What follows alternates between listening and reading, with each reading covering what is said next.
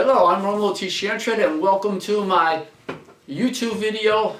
This series will be on, are there any aliens on Earth today, or has there been any aliens on Earth in the past? As we have mentioned in our last video about alien spacecrafts, are they actually real or not, we can see that this video could be over with right now because actually there has been no proof of any spacecraft from another world. So if there was no spacecrafts from another world, there would be no aliens from another world. But let's go into what people are saying are aliens that they have seen and they have studied and they have researched, and see if there's some factors that they're missing in all this observance that they're doing about these aliens that they see today. There are many things that people deem as evidence of aliens, like ancient carvings, visual observation of spacecrafts or aliens themselves, mental contact with superior intelligence, physical and sexual encounters with aliens, mental procedures that were done by aliens. These are just a few that people have mentioned.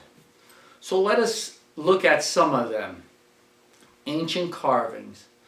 These are very important because we see ancient carvings everywhere, in pyramids, in stones, in caves, and so we see that when they date these things, we see that they're dating them thousands of years ago, 10,000, 20,000, 50,000 years ago, some million years ago.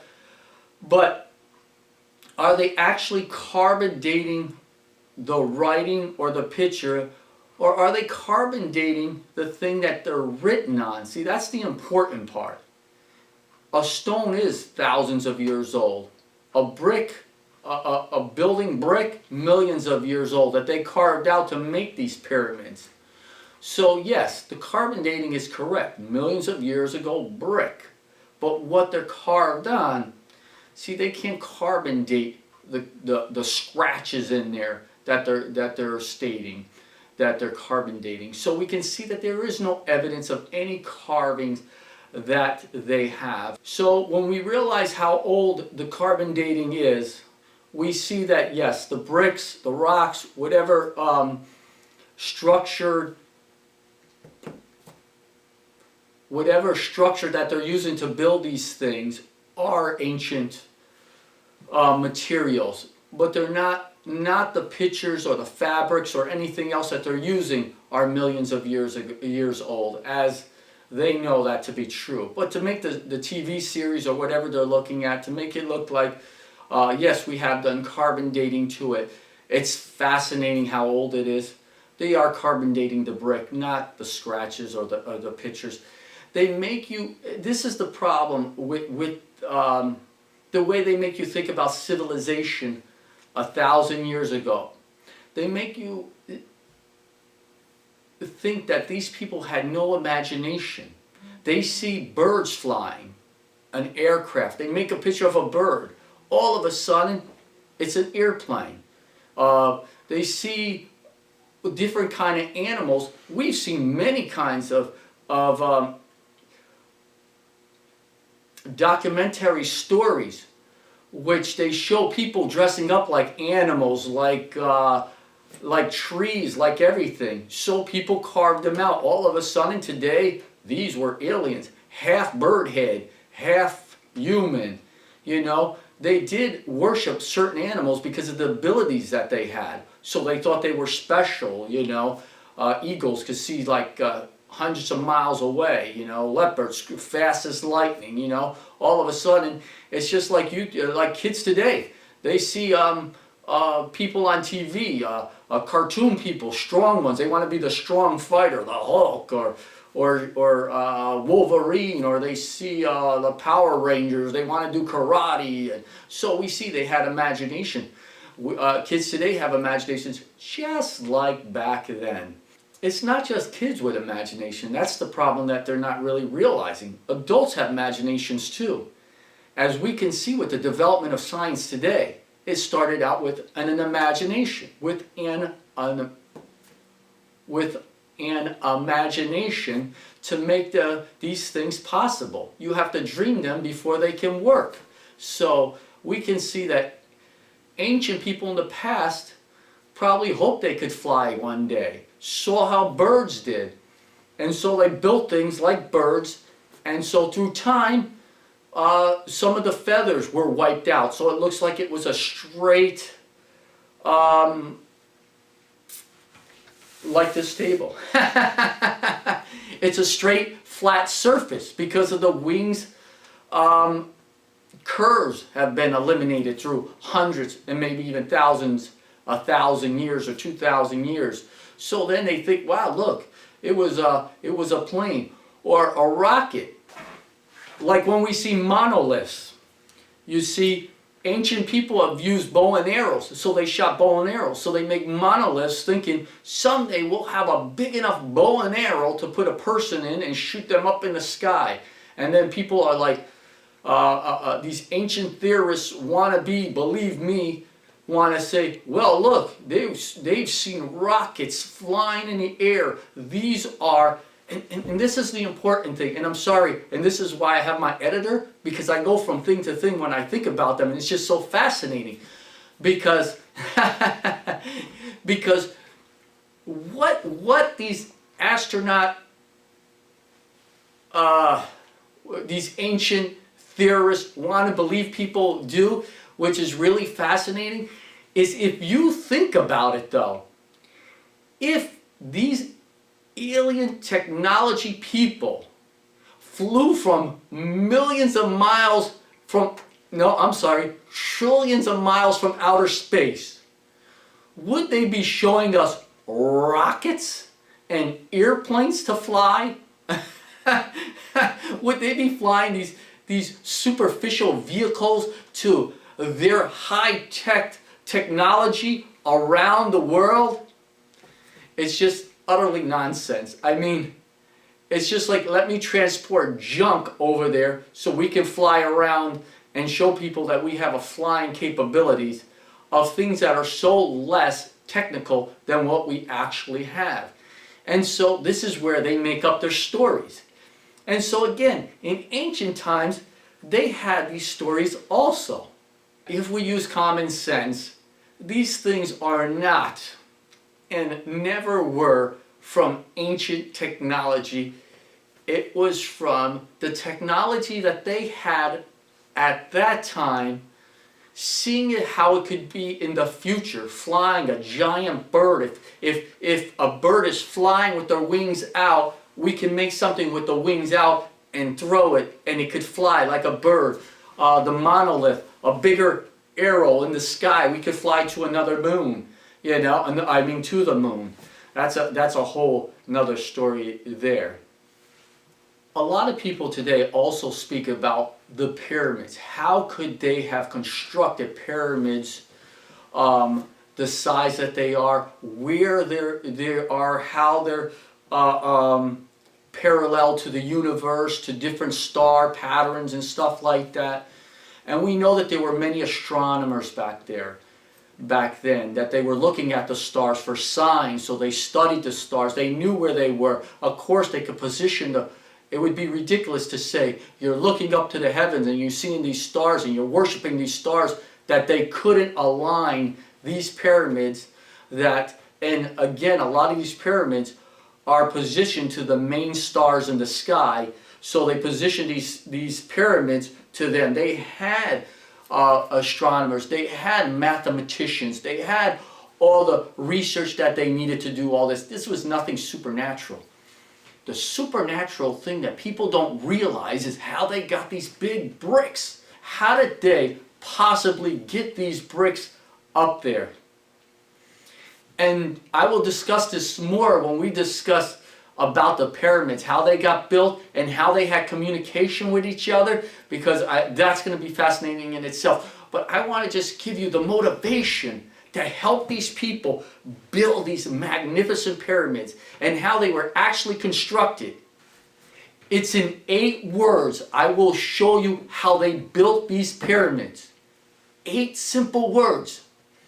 I will kill you if you do not build this pyramid for me. That's the bottom line. We know that the kings back then had the ability to kill anybody that they wanted to. And when they wanted something done, and like today, that's the difference from today and back then. Today, we get many people saying, oh, I could do this, I could do that, I'm so great in this, I'm so great in that. And so they get the job for a few months, and then the employer finds out, this guy has been spilling garbage this whole time. He doesn't even know what he's doing. You're fired. Back then, it was a different story. You're there, oh, I could build a pyramid, I'm the best architect you ever seen, engineer, I know the stars, I know this. So the king is like, wow, he's going to build something fantastic for me. You think after a week, when he's looking at these papers and these drawings, and he doesn't know what they are, and he's got like crayon drawings on paper and saying, yeah, I could put this together, but I don't really know where to start. That king's going to say, you wasted 3 months of my life or 1 year, and I only got like 25 years to live, because you know back then, you're 20 years old, another 20 years, you're going to be king, you're dead. They need to build these pyramids quick, and they needed people to know what they were doing and saying. You think if they wasted 3 months out of their life lying to them, that they would let that person live or their team live that could not build this pyramid? You're out of your mind. And you know, these kings wanted to supersede the kings before them in their pyramid building, to make themselves known how great they are to the world. There is no other reason why they built these pyramids without ancient technology. No other reason but those 8 simple words. How about the so-called alien abductions? Are they true? There have been many documents and statements that talk about encounters with aliens. This, I have to say, is 100% accurate. And now it sounds like it contradicts what I'm saying. It's not contradicting it at all. Once you realize what I'm talking about. There have been many people that have been abducted. But in actuality, have they been abducted by aliens, or are they abducted by the people that are building these spacecrafts in the countries that they're building them in? We know that there's been many doctors that have done horrendous things to human beings to find out what the body's capable of doing. And Germany has been one of the top scientists in the space technology of today. Many people don't want to make that statement because they feel that their country should be the one to take the credit for it, but it's actually true. Germany is the #1 space technology people of past and present. Albert Einstein, Nicholas Tesla, and Wern von Braun. Wern von Braun. Yes, these are excellent scientists that have come out of Germany. There's been a lot of medical scientists that have come out of Germany. What happened, and this is what they don't want you to really realize, but it's all over the newspapers, it's already all over the documentaries, the history documentaries, that a lot of countries, when Germany was disassembled in World War II, they gave immunity to all their scientists, all their doctors, for knowledge of the research that they had. We've taken their space scientists, Russia has taken their space scientists, and other countries, whoever could catch them, in their drag nets, and given diplomatic immunity in their countries, just to get the information and the technology that they had, and to develop it even more in the countries that they're living. The United States was one of them. Again, Russia was one of them. So we see that we have these scientists.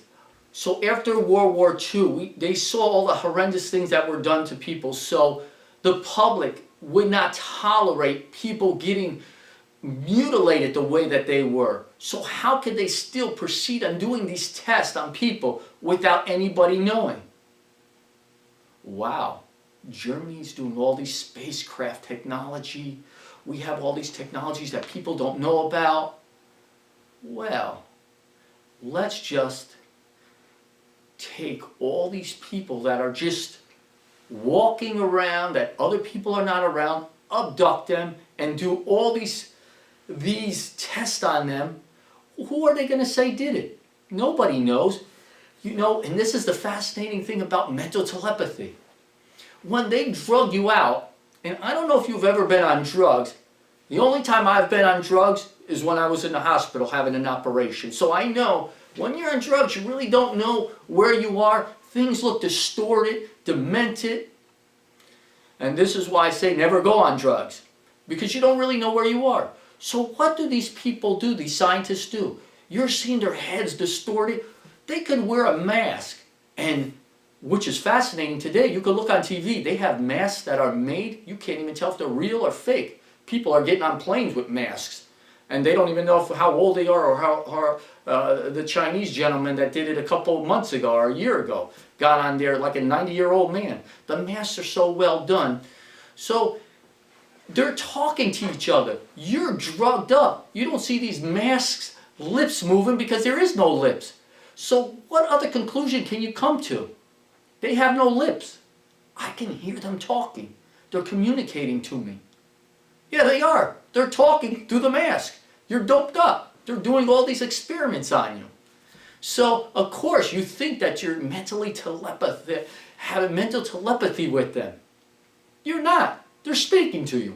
And so then when you're released from them, which I have to say, some have not been released. That's why there's a lot of missing people. They didn't just end up missing for no reason at all.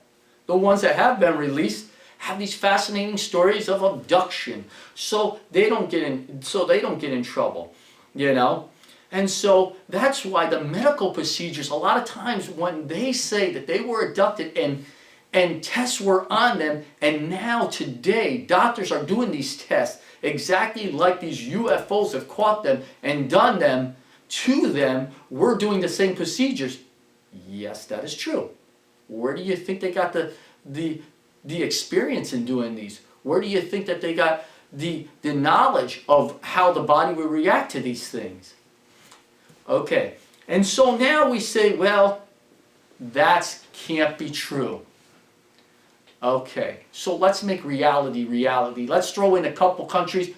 No country is better than any country. I can't remember all the names and all the horrendous stuff that people have done, but just let's name a few, and then you can see that really governments do whatever they want to do to succeed and what they want to excel in. So let's just some of them. Let's say this is a wonderful thing. Vietnam War. They dropped Agent Orange on their own men, on the other Vietnam people there to kill them. Look at what happened to these people that had the Agent Orange 10 years later, 15 years later, 20 years later, getting cancer, getting emphysema, getting all these diseases in their system. That's from the United States. The Middle East, they've been pouring mustard gas on their people, killing thousands and thousands of them just to see how well it works. Russia, under the czars, killing millions of people, whoever went against their government. You see, every government experiments on their people. But they try to do it in a way that's secretive to the population so they don't look bad. So yes, these people have been abducted, but these are from the governments that are doing the experiments, and these are from the governments that have the aircrafts that they believe are UFOs or aliens from another planet. These governments are doing this with these UFO cover-ups so they don't get scrutinized by the other countries and the population of people seeing the horrendous things that they are doing. And I'm not saying just this country, I'm not saying any other country, all the countries are the same. As we can see today, why this is so true is the fact that now that these scientists are 99 years old or 110 years old, I mean, they're on their last legs. And this is the funny part. We're finding these people to bring them to the international courts for horrific acts when they're 100 years old, when they're ready to die, to put them under trial for the tragedy of millions of people. The deal is, listen, we'll let your family go if we can make it look like we've been trying to find you and we finally caught somebody that killed millions of people, and we look like we're doing our job. You'll spend a couple years in jail, about maybe 2 years in jail. You're ready to drop dead already. And we look like we've done our job, and your family is set for life. And that's why when these people get caught, their act of horrific things should never be counted on the family. But just imagine if they said that they knew all this time that they were paying for these people to help them do research, and their families living like, living comfortably. And they knew that their grandfather was this hideous guy, nobody ever turned them in. You see, they would have repercussions that would damage the scientist's family. They don't want that, so they opt for, okay, I got a couple more years to live, if that much. I got cancer, I got all these diseases, I got one leg, one arm. Okay, call me into this thing. And that's why they have these court cases, international court cases, for these brutal things, for these old people. And what are they saying? They got Alzheimer's. I don't know. I don't remember. Was I there? Who was the leader back then? You see? And so they don't know. And so the United States or Russia or whatever country, France, when they catch these people, they've done their job. And it looks like that the governments are not using these people for... They never use these people because they've been looking for them. So how could they be using these scientists that have done these horrific things if they're using them? You see, they finally caught them. So anyways, that's that part of proving that, yes, we have done horrific things to people with these alienated these alien supposedly vehicles that nobody, or flying machines that no one knows about. And that's the truth. There is no speculation about that, as we can see daily when they catch these people. And I believe that they would catch more people because they're waiting till they get a certain age. They probably die before they could get to court, so it looks like they didn't do their job. So that's why they're trying to catch people that are on their last legs, that are willing to take that couple years in jail, that they live like kings for the whole time. So we see that many people say that they have escaped from these spacecrafts or flying saucers, alien vehicles. And they share their experiences with people, and they're under hypnosis, and they're telling you that they're true, and they actually and truthfully believe they're true because they are true to them. But think of this, and this is very important. We see people today that are in fights with people, rapists, robbers, everything, leave DNA samples all over the place.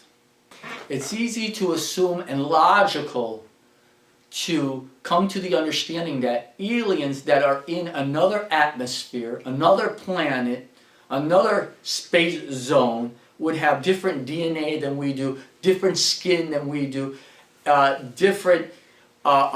lot of different oils and stuff like that. For all these people that have escaped, not one of them has had any evidence of all these aliens probing them. They're probing them in the anus, they're probing them in the eyes, they're probing them in the nose, they're probing them in the ears, they're probing their arms, they're doing needle tests, blood everywhere, but there's no DNA or no evidence of anything of the aliens on them that they had. Another thing is interesting is that all these aliens are sexually molesting, like I said, men, women, everything, and not leaving any DNA evidence of them. If you can, if this is true, and these people that are escaping these spacecrafts and UFOs, if you can get their prophylactics and bring them to me in the box, I think we could sell them as being the best prophylactics ever, because they keep using them without giving anybody pregnant. Anyways, but none of this DNA is on them at all, and nobody's getting pregnant. So we can see that, yes, it's a nice thought, nice theory, nice assumption that these are true aliens, but with all the factors put in together, we can see that there's no evidence at all of any aliens. It's a good TV show. It's good imagination things. One thing I did forget to mention, if aliens were true, you know, because we see a lot of shows showing that that there's been carcasses of pigs, cows, bisons and everything, you know, they're dead and they're dead on the ground, they're burned and everything, and their tongues are missing, their intestines are missing, their anuses are missing. These must be actually a delicacy of space aliens. Maybe that's why they're getting them, because they're delicacies. So if they make another show like E.T., what you should do is that if you see an alien, all you gotta do is put tongue, you know, intestines, anus, and the alien will come to your house for dinner. Because that's what we see on television as being these aliens that they abduct people, are doing to these animals. That's the product that seems to be missing out of every single television show that they're showing, that these animals have been mutilated. So they're gone. So they must be alien delicatessens or delicacies to aliens. Another thing with aliens that they're mentioning, which is another funny thing, is that they say that they're dropping off these animals, and like Bigfoot, the Kubachaba, the Lukaroo, all these